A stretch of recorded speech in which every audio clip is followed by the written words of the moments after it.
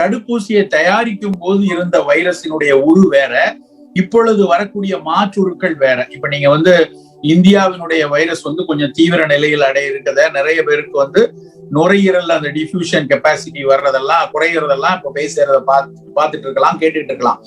அதுக்கு காரணம் அந்த மாற்றுருவனுடைய அந்த செயல்பாடு.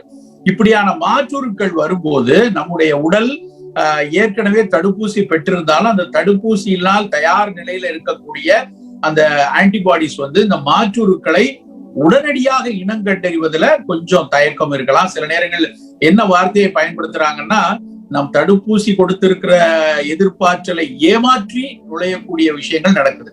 அதனாலதான் தடுப்பூசி போட்டிருந்தாலும் ஒரு சிலருக்கு அந்த நோய் அந்த புதிய மாற்றுருக்கள் உள்ள தாக்குவதை தொடர்கிறது. ஆனா என்ன அதுல முக்கியமான பாயிண்ட் என்னன்னா, தொற்று பெறுவாங்க, ஆனா அது தீவிர நோயாக மாறாமல் நம்மை பாதுகாப்பதற்கு கொஞ்ச நாள்லயே கண்டுபிடிச்சிருவாங்க. இரு நாட்கள்லயே நம்முடைய உடம்பு அலர்ட் ஆகி இது அந்த சைட்டோகைன் ஸ்டார்ம் அல்லது பிராடிகைனின் ஸ்டார்ம்ங்கிற மாதிரி எதிர்ப்பாற்றலுக்கும் நம்ம வைரஸுக்கும் நடக்கிற போராட்டத்துல நுரையீரல்ல தொய்வு நடக்கிறது, மைக்ரோ த்ராம்பஸ் உருவாகுது, அப்புறம் பல உள்ளுறுப்புகள் சிதைவடைகிற விஷயங்களை எல்லாம் நம்ம தடுப்பூசி போட்டவங்களுக்கு அது நடக்காது. அதனாலதான் தடுப்பூசி போட்டாலும் தொற்று பெறமே, அப்ப அதுக்கு போட்டா என்ன போராட்டா என்ன அப்படிங்கிற ஒரு கேள்வி நிறைய பேர்கிட்ட இருக்கு. அதுக்கு பதில் இதான், தடுப்பூசி பெற்றவர்கள் தொற்று பெற்றாலும் தீவிர நோய் நிலைக்குள் 99.9% போறதில்லை அப்படிங்கிறது தான் மீண்டும் மீண்டும் அறிவியலாளர்கள் நிறைய சமீபத்தில் வந்த லான்செட் பப்ளிகேஷன் முதற்கொண்டு அதை உறுதிப்பட சொல்லியிருக்காங்க. சுருக்கமாக சொல்ல போனால் நம்முடைய உடல் எதிர்ப்பாற்றலை உயர்த்தக்கூடிய உணவுகள், சித்த மருத்துவத்துல பித்தம் என்பதுதான் நோய் காப்பு. பித்தத்தை சீராக வைத்திருந்தால் நோய் காப்பு நலமாக இருக்கும். சித்த மருத்துவத்துல நாங்க சொல்லுவோம், பித்தம் அடங்கி போய்விடில் பேசாதே போய்விடு அப்படிம்பாங்க. ஒரு நாடி பாக்குறாங்க வைத்தியர், பித்தம் ரொம்ப குறைஞ்சிருச்சுன்னா சொல்லுவாங்க, ஐயோ ஆபத்தில் இருக்கிறார், பித்தம் குறையுதுன்னா உயிர் பிரிஞ்சிடக்கூடாதுங்கிற அளவுக்கு பார்ப்பாங்க. எதுக்கு சொல்றேன்னா, பித்தம் மிகச்சரியாக வைத்திருக்க வேண்டும்.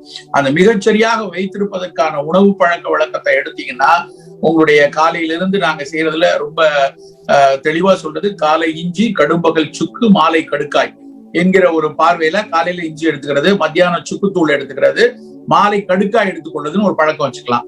இஞ்சியை தேனோட சேர்த்து எடுக்கணும், சுக்க நல்ல நெய்யோட சேர்த்து எடுக்கணும், கடுக்காய் வெந்நீர்ல வெதுவெதுப்பான வெந்நீர்ல எடுத்துக்கொள்ளணும். கீரைகள் தினசரி கண்டிப்பா இந்த காலகட்டத்துல எடுத்துக்கொள்ளணும். ஏன்னா கீரை தான் மைக்ரோ நியூட்ரியன்ட் நிறைய இருக்கிற உணவு. நம்ம புலால் மற்ற உணவுகள்ல மேக்ரோ நியூட்ரியன்ட் நல்லா கிடைக்கும். அடுத்து நவீன அறிவியல் சொல்றது ஜிங்க் நல்லா எடுக்கணும், விட்டமின் சி அண்ட் விட்டமின் டிங்கிறாங்க. விட்டமின் சி எலுமிச்சம்பழம், நெல்லிக்காய், ஆரஞ்சு பழம், அது மாதிரி புளிப்பு சுவை உள்ள பழங்கள்ல அதை கொஞ்சம் நிறைய எடுத்துக்கொள்ளணும். விட்டமின் டியை பொறுத்த வரைக்கும் உணவுல இருந்து கிடைக்கிறது மிக குறைவு.